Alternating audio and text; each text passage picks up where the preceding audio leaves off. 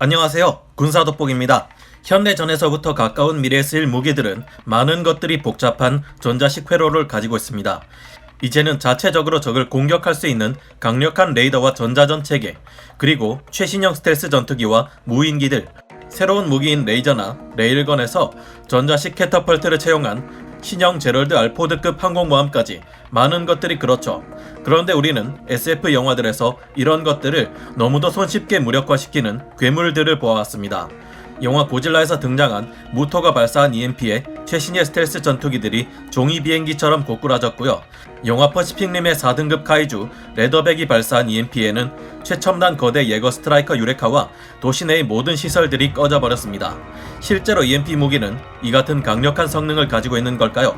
지금부터 고도화된 현대 문명을 단 한 방의 무용지물로 만들고 중세 시대로 되돌릴 수 있는 EMP 무기에 대해 자세히 알아보겠습니다. 전문가는 아니지만 해당 분야의 정보를 조사, 정리했습니다. 본의 아니게 틀린 부분이 있을 수 있다는 점 양해해 주시면 감사하겠습니다. EMP 전자기 펄스란 무엇일까요? 영화 속 EMP 무기는 진짜일까요? EM 펄스 또는 전자기 펄스란 짧은 시간 안에 퍼져나가는 강력한 파장인 펄스 형태로 방출되는 전자기파를 의미합니다. 굉장히 높은 출력의 전자기파 파장을 짧은 시간 동안 방사시켜서 적의 시설 내부에 있는 회로에 과부하를 일으키는 무기입니다. 이런 공격을 받으면 전자회로는 타버리게 되는데요. EMP 무기는 크게 핵폭발을 통해 발생하는 EMP를 이용한 무기와 핵폭발 없이 EMP 발생 장치만을 탑재한 무기로 나뉩니다. 두 방식의 EMP 무기 모두 다 위험하다고 볼 수 있지만 범위가 넓고 강력하다는 점, 그리고 핵무기를 EMP 무기로 충분히 사용할 수 있다는 점이 상당히 위협적인데요. 영화 강철비를 보면 핵미사일을 높은 고도에서 터뜨리고 거기에서 부수적으로 발생하는 강력한 EMP 효과로 상대편의 모든 방어시설을 무력화시킨다는 발상이 등장합니다.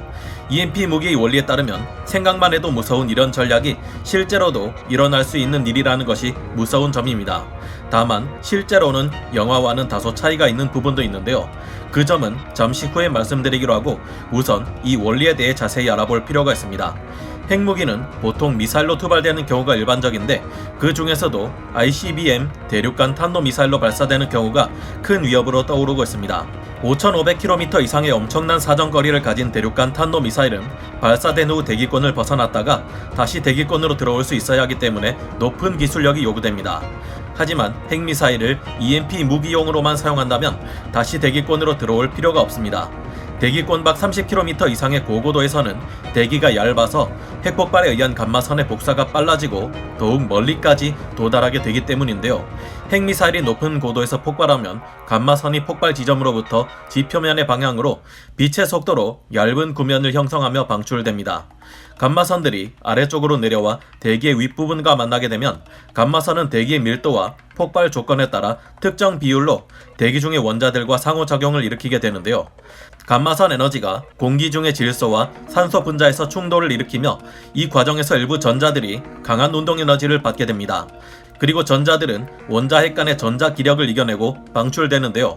이렇게 방출된 전자들이 지상의 장대비처럼 퍼부어지게 되며 이 현상을 콤프턴 현상이라고 합니다.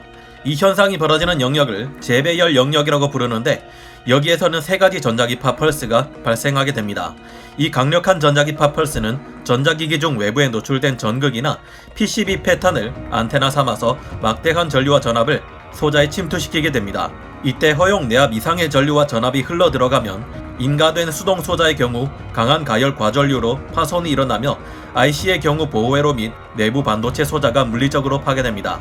즉 쉽게 말하면 EMP 무기의 영향을 받는 범위 안에서는 모든 전자기기가 고철이 되어버린다는 말인데요. 전기를 사용하는 의료기기, 통신수단, 자동차와 기차, 배, 비행기, 공장 설비할 것 없이 온갖 전자기기가 모두 고장나게 됩니다. 움직이고 있던 교통수단이나 장비가 고장나며 2차 사고를 일으킬 위험도 크며 특히 원자력 발전소의 설비 및 안전장치가 마비되면 원자로의 제어가 불가능해져 노심이 용용되어 더욱 큰 문제가 일어날 수 있습니다. EMP 무기의 범위는 핵무기의 범위보다 훨씬 큰데요. 데이터가 다 날아가니 전산망 또한 무사할 수 없으며 우리가 돈을 보관하고 있는 은행이 EMP를 맞을 경우 통장 잔고에 0이 찍혀있는 모습을 볼 수도 있습니다. 이런 점을 상상해보면 우리 모두에게 가장 무서운 무기가 될 수도 있겠는데요. SSD나 USB 메모리는 물론 하드디스크와 자기 테이프까지 날아갈 수 있고 안전한 것은 CD나 DVD, 블루레이 같은 광학 매체뿐입니다. 이렇다 보니 EMP 무기에 공격당한 지역은 사회 시스템이 마비되어 버리게 되며 온갖 최첨단 문명의 이기를 누리며 살아가고 있던 사람들은 단 한순간에 중세 시대로 돌아가 버리게 됩니다. EMP 무기가 사람에게 영향을 주지 않는 것은 아니지만 순간적으로 매우 짧은 시간 동안 방출되기 때문에 크게 눈에 보이는 효과는 없습니다. 하지만 그런 점 때문에 오히려 더 무서운데요. 핵무기는 방사능 피폭이나 핵폭풍과 같은 엄청난 부작용 때문에 사용할 경우 국제사회로부터 엄청난 비난을 받게 됩니다. 하지만 EMP 무기의 경우 그런 부작용이 없고 사람은 해치지 않으면서 시설이나 물건들만 고장내니 비난의 강도가 훨씬 내려가겠죠. EMP 무기 때문에 직접적인 피해를 입는 사람이 없으니 유사시 핵미사일보다 더 사용될 위험이 높은 무기가 될 것이라는 점은 분명합니다. 핵무기를 사용하지 않는 비핵 EMP 무기도 개발되고 있습니다. 순항 미사일이나 드론에 실어서 국지적으로 EMP 현상을 일으키는 무기인데요. 아무래도 핵무기를 이용하는 EMP에 비하면 규모에서도 위력에서도 약한 편입니다. 비핵 EMP 무기의 방식은 두 가지가 있는데요. 첫째로 대규모 코일의 전류를 흘린 뒤 코일을 폭약으로 파괴하는 방법이 있습니다. 이와 같은 방식으로 2003년 이라크 전쟁 때 이라크 공영방송국에 EMP 폭탄을 투하해 방송국 송출을 막은 실전 사례가 있습니다. 두 번째로 대규모 코일에 매우 강한 전류를 짧은 순간 동안 흘리는 방법이 있습니다. 이와 같은 방식은 축전기와 컨덴서 기술이 발전하면서 고전압식 무기로도 개발되고 있는데요. 폭파 방식은 한번 터지고 말지만 이와 같은 축전식은 적절한 고도에서 계속 EMP를 발생시키기 때문에 최대한의 타격을 입힐 수 있다는 강점이 있습니다. 군사 분야에서 비핵 EMP 무기는 첨단 기술을 통해 적의 군사력과 생산력을 무력화하는 일종의 비살상 무기로서 주목받고 있습니다. 군사력이 발달할수록 더욱 전자, 통신 기술에 대한 의존도가 높아지고 있기 때문에 EMP 무기의 군사적 가치는 갈수록 점점 더 높아지고 있는데요. 이러한 EMP 무기를 막을 방법은 없는 걸까요? EMP 기술이 발전하는 것에 수반해 그에 대항하는 EMP 차폐 기술 또한 창과 방패처럼 발전하고 있습니다. 전기장은 기본적으로 전기가 잘 흐르는 도체를 통과하지 못하기 때문에 이를 활용한 일명 패러데이의 세장이 방어책의 일환으로 꼽히고 있습니다. 도체 상자나 망 등으로 사물을 감싸되 내부에 있는 물건과 닿지 않으면 전자기파로부터 보호되는 원리인데요. 금속재 외피를 가지고 있는 차량이나 탱크, 비행기 등도 어느 정도 전자기파 차폐 효과가 있습니다. 영화에서 EMP가 터졌다고 날아가던 전투기가 떨어지고 굴러가던 자동차가 갑자기 멈추는 것은 지나친 과장인 셈이죠. 다행히 우리나라는 이미 핵전쟁에 대비해서 대대 레토나까지 EMP 방어를 갖춰둔 상태이기 때문에 영화 강철비와 같은 상황이 발생할 경우 민간은 큰 혼란에 빠져도 대한민국 국군은 작전 능력을 보존할 수 있는 수준이라고 합니다. 다만 문제는 차폐 시설을 갖추는데 막대한 비용이 들기 때문에 모든 곳에 이런 시설을 다 갖출 수는 없다는 것이 문제입니다.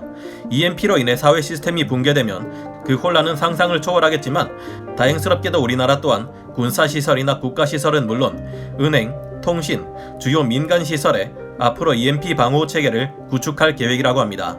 우리나라는 이미 이 분야에 뛰어난 기술력을 가지고 있으며 앞으로 많은 노력을 들여 연구 개발이 이어진다면 미래 전장에서 각광받는 EMP 차폐 기술을 갖출 가능성도 있다고 합니다. 그렇다면 상대 군사시설에 EMP가 피해를 준다는 말은 전부 거짓인 걸까요? 아닙니다. EMP로 인해 치명적인 피해를 입는 군사시설은 전투기나 함정, 탱크 같은 것보다는 전력망과 통신체계라고 하는데요. 상대가 구식 장비로 무장한 재래식 군대라도 EMP는 충분히 효과적입니다. 가장 간단한 통신기기만 목통으로 만들어도 적군의 지휘체계를 무력화시킬 수 있기 때문인데요. 아무리 튼튼한 지하 요새라도 환기는 시켜줘야 하고 무거운 철문을 여닫기 위해서는 최소한의 전력 시스템은 필요하기 때문에 EMP로 피해를 줄 수 있다고 합니다. EMP를 막기 위한 차폐 시설을 갖추기 위해서는 막대한 예산이 들기 때문에 돈이 없고 기술이 떨어지는 후진국 군대일수록 EMP가 더욱 치명적일 수 있다고 합니다. 현재 기술적으로 비핵 EMP 무기의 개발에서 선두권을 달리는 국가는 러시아, 미국, 독일 등이 손꼽히는데요. 미국은 1km 범위급 미사일은 가볍게 만들 수 있으며 현재 6.8km급을 개발 중이라고 합니다. 그런 무기들 중 하나로 지난 시간에 말씀드린 적 있는 챔프를 예로 들 수 있습니다. 챔프는 보잉사의 대전자기기 고출력 극초단파 발전형 미사일 프로젝트의 줄임말인데요. ACLM 순항 미사일에 지속적으로 강력한 전자기파를 발생시키는 장치를 달아 특정 지역의 전자기기를 파괴하는 방식의 무기입니다. 미사일 하나로 여러 표적을 동시에 공격할 수 있는 장점을 가지고 있는데요. 우리나라 또한 주변국들이 강력한 EMP 무기를 보유하고 있기 때문에 이에 맞설 EMP 무기를 개발하고 있으며 2018년 반경 1km 이내를 무력화시킬 수 있는 EMP 무기를 개발 완료했습니다. EMP 무기는 매트릭스 같은 영화에서 수많은 센티넬들을 무력화하는 데 쓰이기도 하고 콜 오브 듀티 블랙옵스 2 같은 게임에서 EMP 수류탄 같은 무기로 사용되기도 합니다. 게임에서는 밸런스 문제 때문인지 EMP를 맞은 적들이 시간이 지나면 다시 움직이기 시작하는데 실제로는 EMP를 맞고 무력화된 것이라면 다시 움직일 수 없다고 합니다. 게임 스타크래프트에서 등장하는 테란의 EMP 미사일은 그 효과가 정말 무서웠고 특히 프로토스 입장에서는 공포스러웠는데요. EMP 차피 시설이 발달하는 만큼 지금보다 더욱 강력한 EMP 무기가 나올지도 모르니 이에 대한 개발을 게을리하면 안 될 것 같다는 생각이 듭니다. 그럼 오늘 군사 돋보기 여기서 마치고요. 다음 시간에 다시 돌아오겠습니다. 감사합니다. 영상을 재밌게 보셨다면 구독, 좋아요, 알림 설정 부탁드리겠습니다.